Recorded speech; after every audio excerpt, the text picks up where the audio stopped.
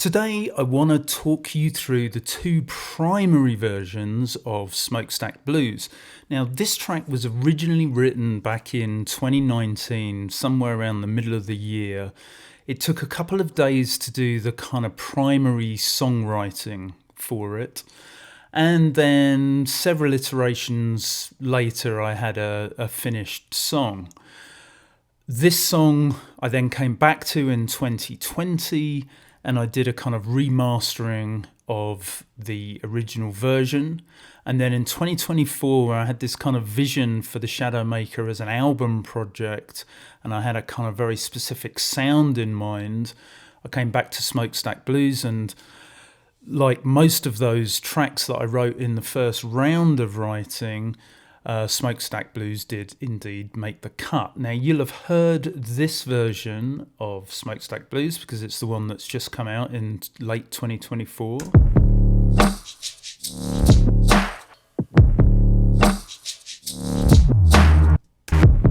Concrete statues touch the bleary eyes of dawn, with remnants of the night before. And then we have this little piano motif.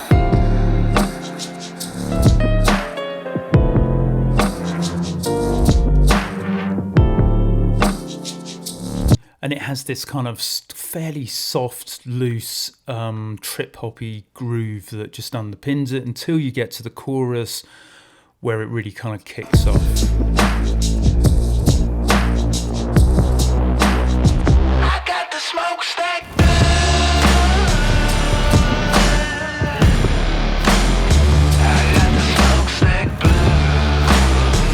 But the version you won't have heard is this 2020 version, which kind of brought all of those early ideas in the songwriting together. And as you'll see, it's really quite different than what I ended up with. This is how it starts. Much more of a kind of electro-industrial feel to this version.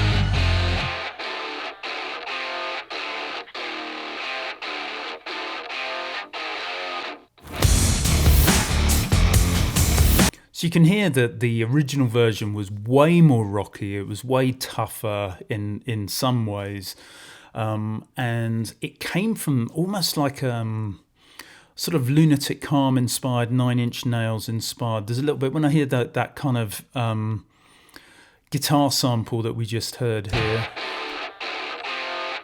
sort of reminds me a little bit of Korn.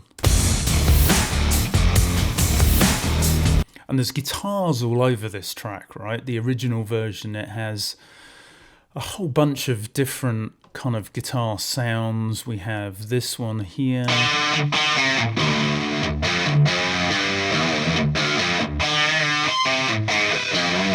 And then the lower guitar sound.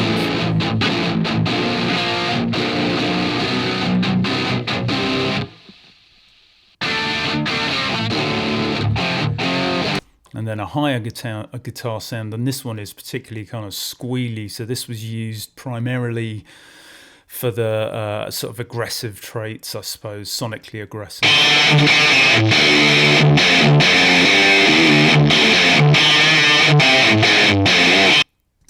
And also, on top of all of that, we had a kind of live bass guitar sound, which actually doesn't sound that dissimilar from the kind of sound we used to use for our Lunatic Calm tracks.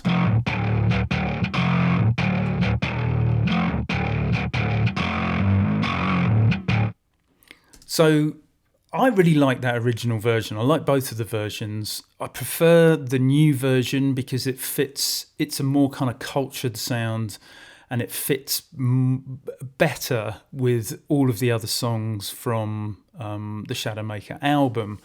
And that's the reason that when I came back to this track, I wanted to be very, very intentional with the sound palette that I used. I wanted there to be lots of space around the sounds. And even though like this new version sounds way more minimal and kind of way less rocky,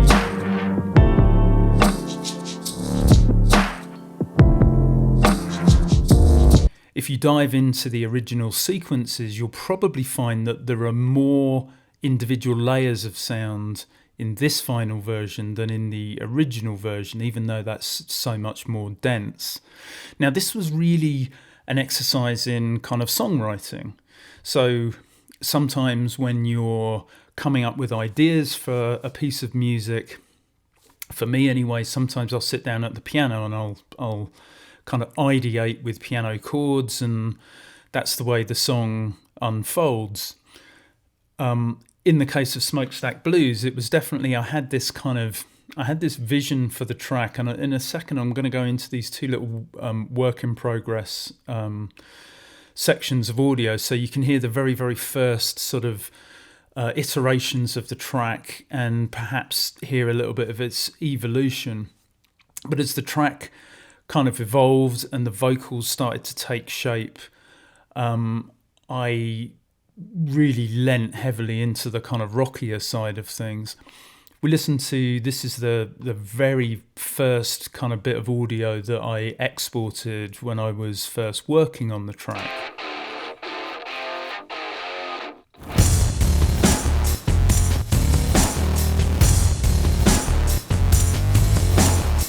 It's definitely got that kind of 90s Trent Reznor, 9 Inch Nails-y kind of feel to it. Those drums especially are very digitized, they're very snappy, very bright sounding as well. You can hear that kind of buried in there though, you have what I call chain drums. So it's the sound of a massive chain kind of being thrown onto the ground. And I usually build these from a series of different samples and just curate them specifically for the track that I'm working on. But I feel like that kind of sound buried in there somehow gives you this like real richness of texture.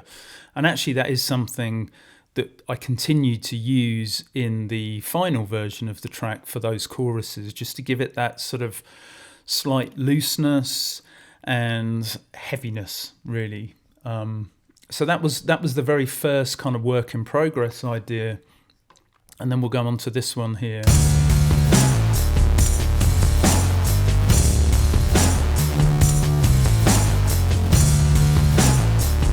What's interesting about that to me is, okay, there's a fairly simple formula, I think, when you're coming to building riffs. Simple drums, complex riffs, complex drums, simple riffs. And in this case, you know, the drums are really just on the kind of 1, 2, 3, and 4. They're not overly complex. There's not a whole ton of ghost notes happening in there. They're relatively straightforward, or that's the way the ear perceives them. So in this original version, you can hear that the riff itself was quite busy.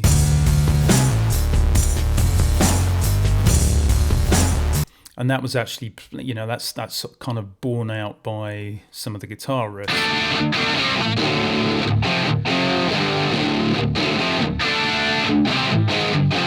So all of those little nuances, the little kind of downstrokes and the chops and the, you know, the way the string is kind of dampened, all of these guitars that you're hearing here are all from samples, and they're all from Native Instruments Contact instruments. You have, I think it's called the Shredder. I used pretty widely put through their guitar effects, lots of different sort of effects to get those layers of sound and to get, so for example, this like very detuned sound.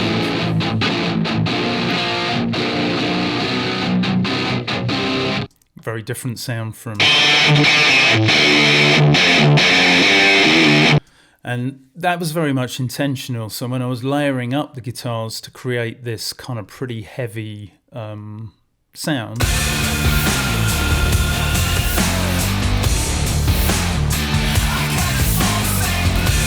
each one of those guitar parts is, it's not about just sort of layering the same sound over and over again. You can almost have a negative effect by doing that, because you're reducing the kind of the impact, and the plucking all starts getting quite messy.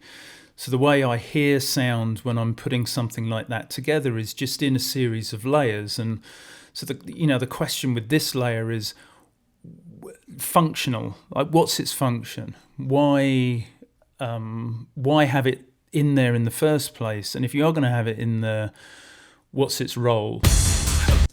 And so for me, its role is that kind of really growly mid-range feel to it. But you can tell, assuming you're listening to this on headphones, it has a lot of width to it. So it's really broadening things out. This particular sample here is actually in mono, but I think originally, I can see here from the titling, this just says left, so presumably there was a right channel as well, so that would have been in stereo. But yeah, just being really kind of intentional about what each layer of sound is kind of bringing to the party. You can also hear back in this original version that there's a sort of saw wave synth going on right in the middle of things there, and that was probably where the idea first kind of came up when I was playing around with it on the keyboard. So that was the sort of first iteration of the idea, and I would have kept the synth in there and just layered guitars to kind of fatten it up and make it sound bigger and broader and kind of more badass. Interestingly enough, with the final version that you will have heard, when you get to the choruses here on the final version, it's still pretty damn heavy. Let's give it a quick listen.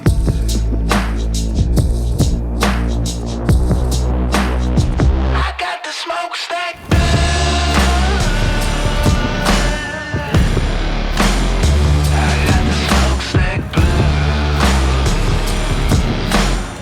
And for me, it feels like it's heavier than the other version, in the sense that it comes from a much kind of lower bass. So when you're sort of setting the scene for that chorus to come up, really over just the course of a couple of bars, you have this filtering happening on the kind of Reese synth at the bottom there in the bass,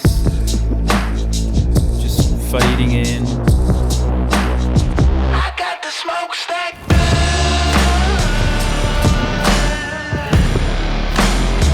And I think what's interesting about the riff there for the chorus is all of those little chugs and those nuances and that super like rocky industrial vibe has really been taken out, and the riff has been simplified. Drums are still super heavy. If anything, they're kind of heavier than they were on the original version. But if you listen to the riff down here, and this is the synth riff that's happening in the main chorus.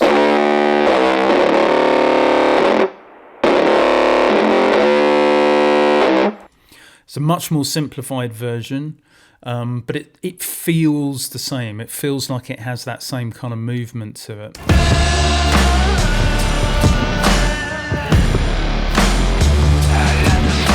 And some of that movement that you're hearing, where the riff is kind of pushing and pulling, some of that movement actually comes from just very, very sort of deliberate like volume mapping and compression, so that the riff itself is just being ducked completely, very, very briefly each time you hear one of those big kick drums, and that gives it this little sense of sort of syncopation.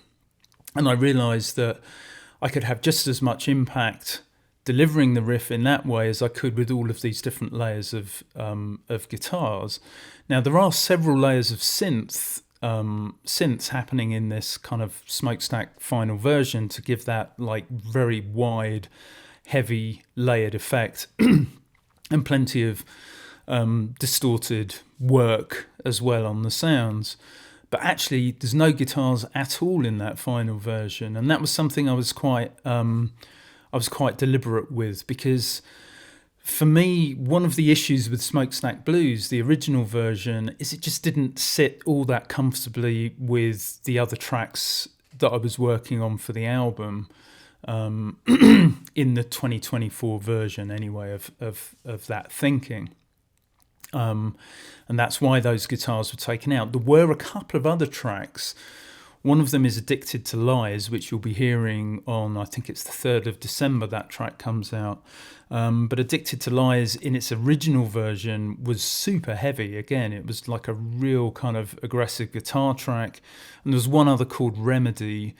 And Remedy was one tune that when I came back to the initial body of work, there was just no way of getting that track in there. It was like really punky, fast, 160 BPM, sort of rocky punk track.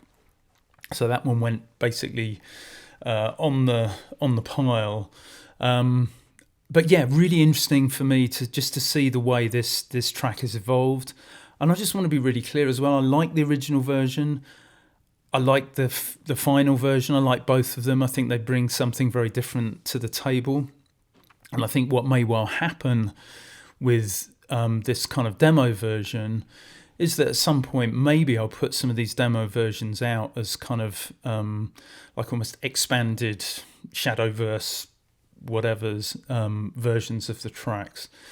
Really interested to see what you all think of these two sort of versions and how different they are. So let's just talk a little bit, let's go back to this original version and just look at how the genesis of the song kind of happened. And, you know, I've played you one or two of these initial iterations of ideas, but this one I found really interesting. And, you know, in some ways this shows how, you know, my brain works when I'm trying to find a way to make a track work. You know, you might, for example, just find that you have a killer riff, but it doesn't go anywhere, and you end up sort of getting stuck in the dreaded 8-bar loop syndrome, where you literally just don't know how to move forward with it as a piece of music. And this is me experimenting with a little bit of light and shade alongside that very heavy initial idea that we heard earlier on.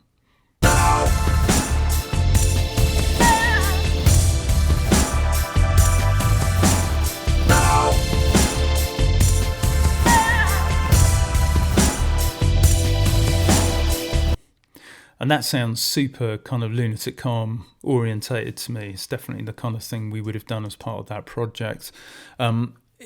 What's interesting about those pads, I think those pad sounds, like stringy pad synth sounds, and they have quite a bit of phasing on them and stuff.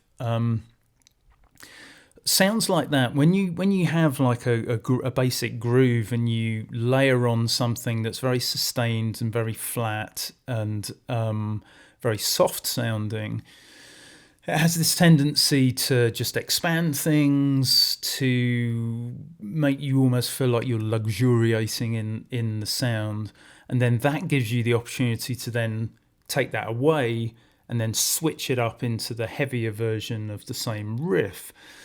What's cool about that from an arrangement point of view is all of a sudden you've got your A and B, and you can go from here to here and here to here, and you can just keep flip-flopping backwards and forwards, and that just gives the track some options and some direction. So that's it's a technique that I'll use quite a lot, without then having to necessarily find a brand new musical idea where things may become overly busy or overly confused.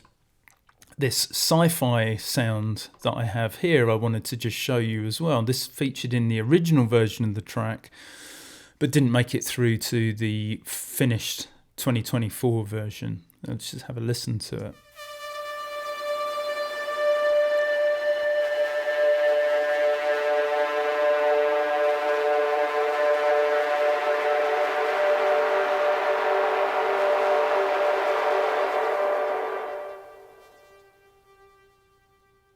Really nice sound. It's not really doing anything musically, but it's being used more as a sort of textural layer that just again adds to the sort of expansiveness of the sound, and sonically speaking it adds probably something different than what's happening in this kind of big rocky mess that we have on that original sort of demo version.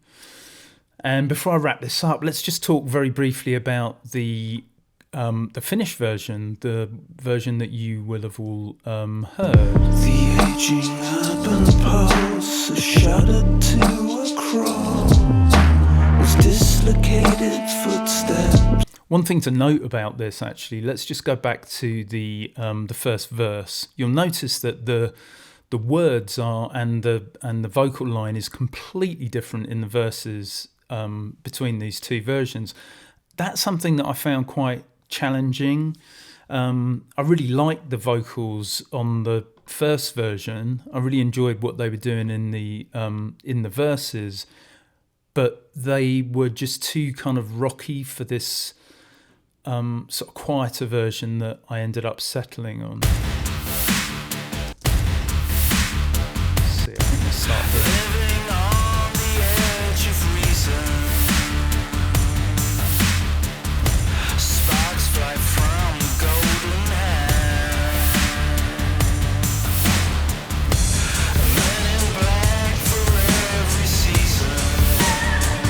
So these kind of vocal lines are actually they're curving over a sort of 4-bar block of music. So they're very linear and they're very slow to get to where they're going. So they're adding this almost like a sort of, it's not really a textural thing, but they are just very slow moving. There aren't that many words in there, and they're really providing melody where there isn't melody elsewhere in the track. Whereas the words for the new version, remnants of the night before are sheepishly withdrawn. Neon whispers fade, the ghosts of shadow sounds. With a quiet embrace, the dreams are burning down. What I really like about those is there's more kind of lyrical content in there, and because there's so much space around the sounds in this finished version, just allows this almost spoken sung style of vocal to really find its space. So there's plenty of space for the words to be clearly heard and for them to be kind of promoted to the fore. So it has much more of a sort of interesting lyrical message for me than the original version, which was actually, when I sat down to write the original version, it was kind of really written with Peaky Blinders in mind. Huge fan of that show, and I always felt that this particular track would be a really good fit for your kind of Tommy Shelby and the gang kind of kicking off on the mean streets of Birmingham. Still do, actually, so would love to see that in the long form Netflix movie next year. Well, coming back to the finished version that we have all heard, let's just listen to a couple of things, like the fundamentals of the drums, for example, in the verse is just so much lighter than those huge, heavy kind of industrial hits.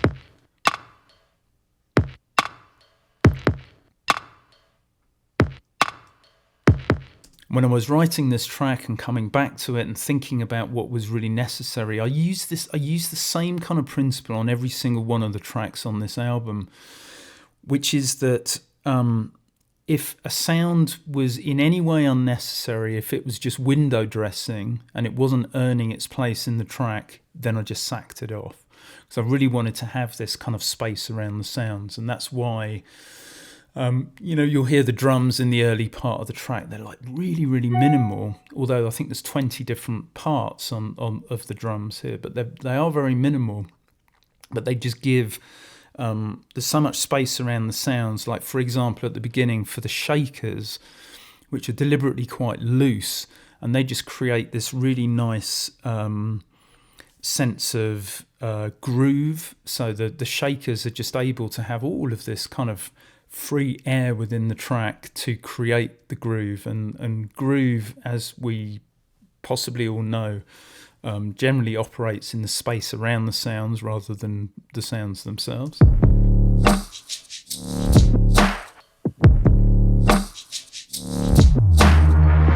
But it's the shakers for me that just make that groove super sexy, because it's just slightly off the beat. It's got this real like live feel to it and this real kind of push and pull. And the other thing that I want to point out here as well is that the drums themselves, when it comes to the chorus, just contrast massively in size to what we were hearing there in the verse drums. And I think that's part of the reason why this works really successfully as a juxtaposition of the loud and the quiet. These are the filth drums that I put together for the choruses.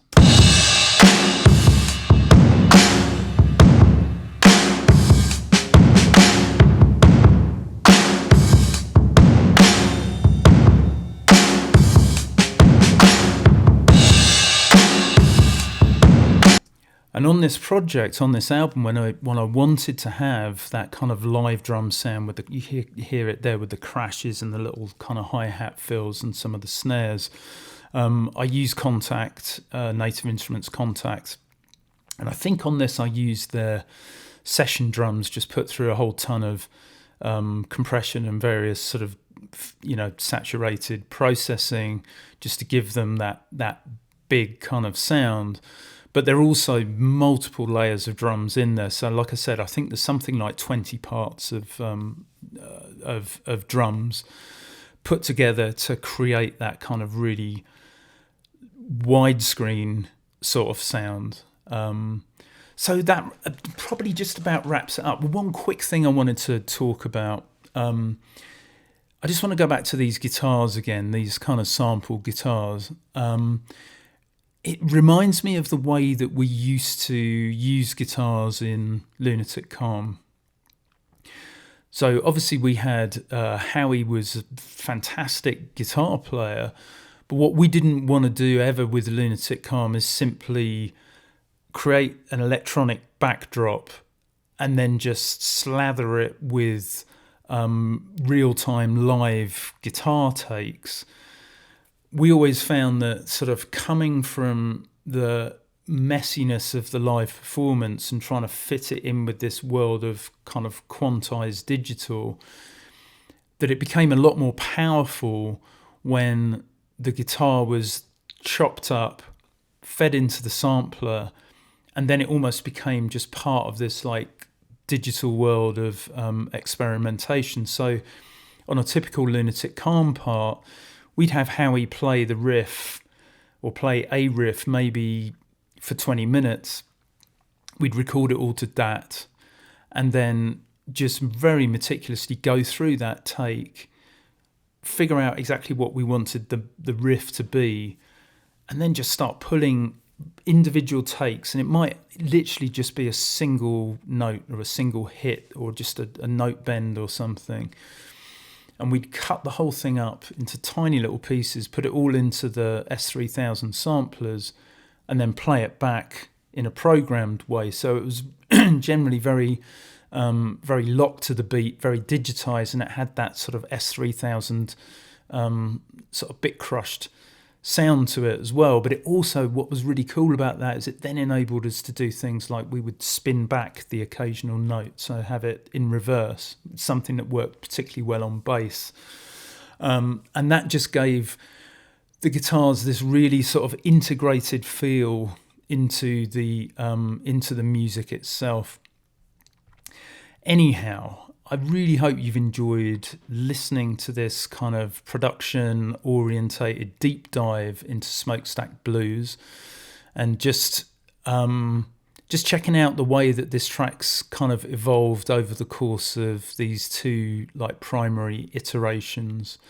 And I'll just play out with a little bit of that original version just as we head into the chorus, and then I'll swap it over into the new version and call it a day. And I'll see you on the next one. Thanks for joining me for this. It's really kind of fun to do. So